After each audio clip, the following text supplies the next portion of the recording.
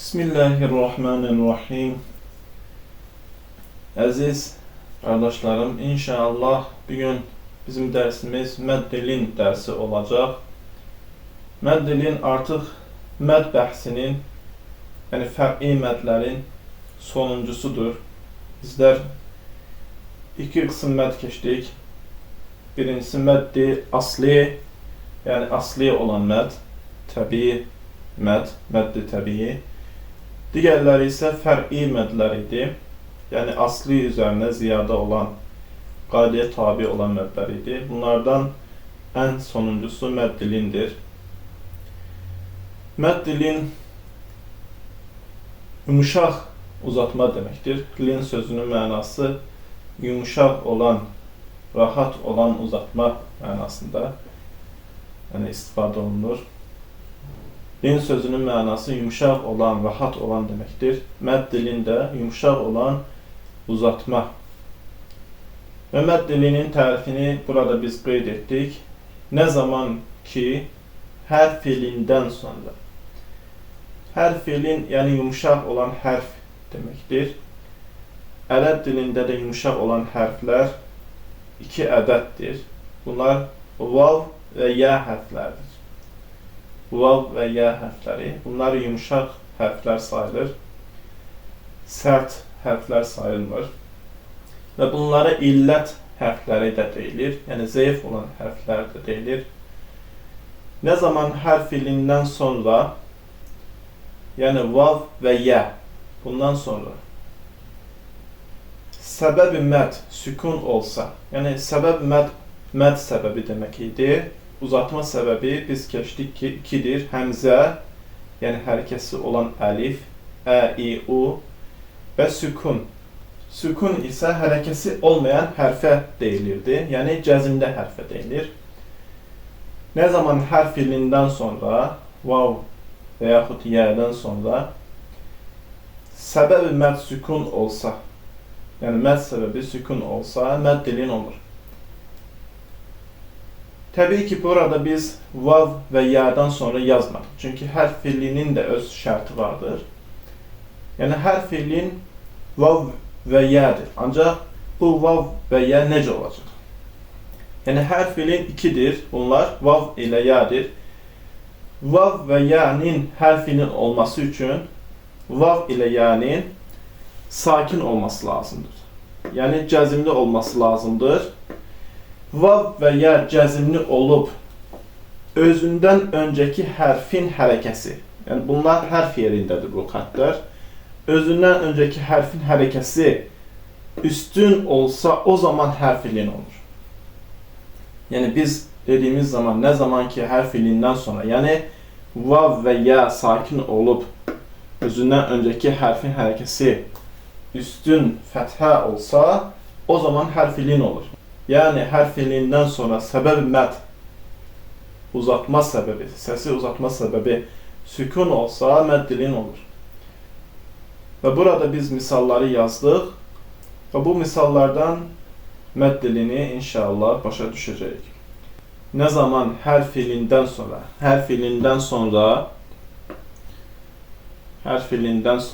yəni hər filin olması üçün vav ilə yəni özündən öncə hərfin hərəkəsinin üstün olması lazım idi.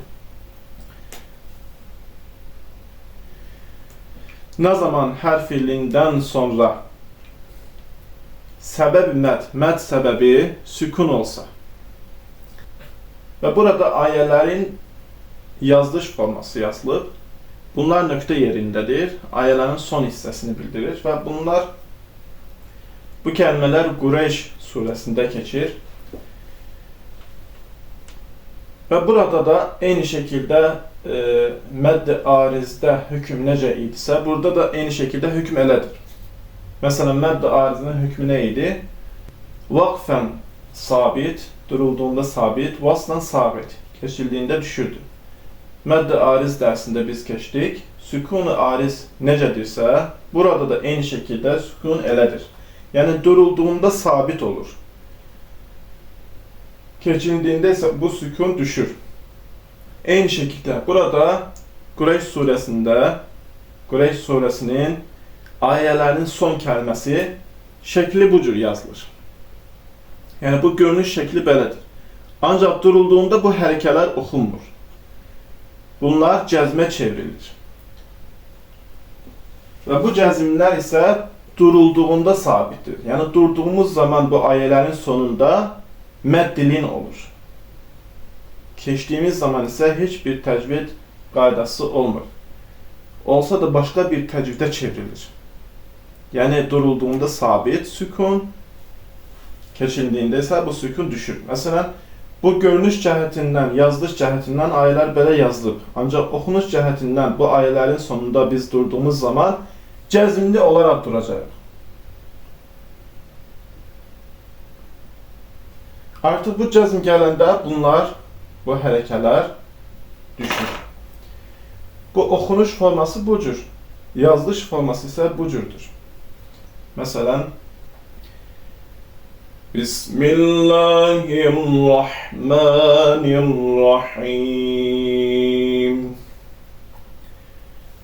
Li'ilafi Qurayş İlafihim rihleteşşitâ'i ve's-sayf فَلْيَعْبُدُوا رَبَّ هَذَا الْبَيْتِ الَّذِي أَطْعَمَهُم مِّن جُوعٍ وَآمَنَهُم مِّنْ خَوْفٍ. Ve biz sükunları da geçtiğimiz zaman dedik ki sükunlar iki kısımdır. Yani sükun-u arizi vardır, bir de sükun-u lazimi vardır. Ve mədd dilinin məddi caizdir. Çünkü mədd dilinin məddinin caiz olması mədd dilinin sükununa bağlı olan bir şeydir. Yani mədd dilinin sükunu arizi de olabilir, lazimi de olabilir. Yani ariz keçici sükun ve burada misallarda qeyd ettiğimiz kimi bu keçici sükundur. Çünkü biz burada durduğumuz zaman məddilin olur. Ancak keçtiğimiz zaman məddilin olmur. Mesela Bismillahirrahmanirrahim. لإيلاف قريش إيلافهم رحلة الشتاء والصيف فليعبدوا رب هذا البيت الذي أطعمهم من جوع وآمنهم من خوف. Ve bu sükun arizi sükundur. Yani keçici sükundur. Bir de lazimi sükun vardır. Yani daimi olan sükun. Ve bu sükun esasen Kur'an-ı Kerim'de huruf-u muqattaalarda meydana gelir. Yani Kur'an-ı Kerim'in bazı sureler vardır ki bunlar hərflər ile başlayır. Mesela Hamim, Ayn, Sin, Qaf. Burada ayın lafzı var. Bu ayın lafzı hiç değişmez. Yani dursaq da, durmasaq da yenə ayın lafzındakı məddilin değişmir. Hükmü değişmir. Yani her fiilin olduğu kimi kalır. Yani sükun, burada sükun lazımdır. Kaf, ha, ya, ayn, sad, hamim, ayn, sin, qaf. Yani burada zikr olunan misallar sükun-u lazımı misallardır. Bunlar durulduğunda da, keçildiğinde de sabit olan sükundur. Yani biz mədd lazım bölümünde sükun-u lazımı geçtik. Vakfen ve vaslen sabit olan sükuna sükun-u lazım değildir. Yani durulduğunda da, keçildiğinde de bu sükun sabit sükundur, değişmez. Ve burada bu sükun arizi sükundur ve bunun Və bu dərsin izahını biz necə edəcəyik? Sükun-u ariz kəlmələrin sonunda durulduğu zaman sakin olaraq oxunur. Yəni ki, bunlar bu formada oxunur. Bu sükun arizi sükundur, yəni keçici sükundur. Və burada durduğumuz zaman bu kəlmələrdə, bu surənin son kəlmələrində mədd dilin olur. Əgər bu kəlmələrdə biz durmasaq, hərfin son hərəkəsini oxuyub keçəcəyik. Yəni cəzmli oxumayacağıq. Və buradakı sükun, bu kəlmələrdəki sükun arizi olduğu üçün, yəni keçici olduğu üçün bunun da hökmü arizi kimidir. Yəni durulduğunda sabit, keçildiyində bu sükun düşür və burada 3, 4 və yaxud 7 cür, 7 vecih üzərində oxumaq caiz olur. Və bu vecihləri biz mədd-i ariz dərsində keçdik. Tul, tavassut, qasr, tul ilə işmam, tavassut ilə işmam, qasr ilə işmam, bir də vağl. Bu kəlmələrin təcvidini izah etdiyimiz zaman bu şəkildə izah edəcəyik. Hər filin olan yədən sonra şin hərfinin sükunu ariz meydana gəlmişdir. Mədd dilindir. Yenə mədd dilindir. Hər filin olan yədən sonra fənin sükun ariz meydana gəlmişdir.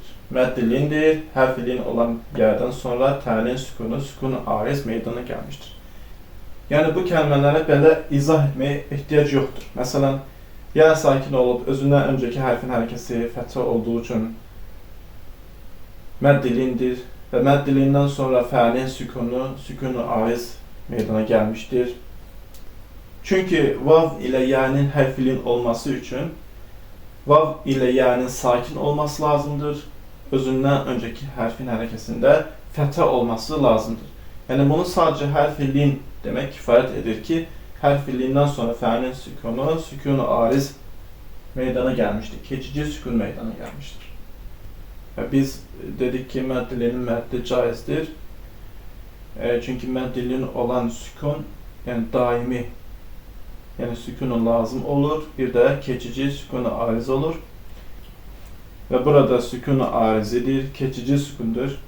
Və bu ayədə biz durduğumuz zaman mədd dilin olur.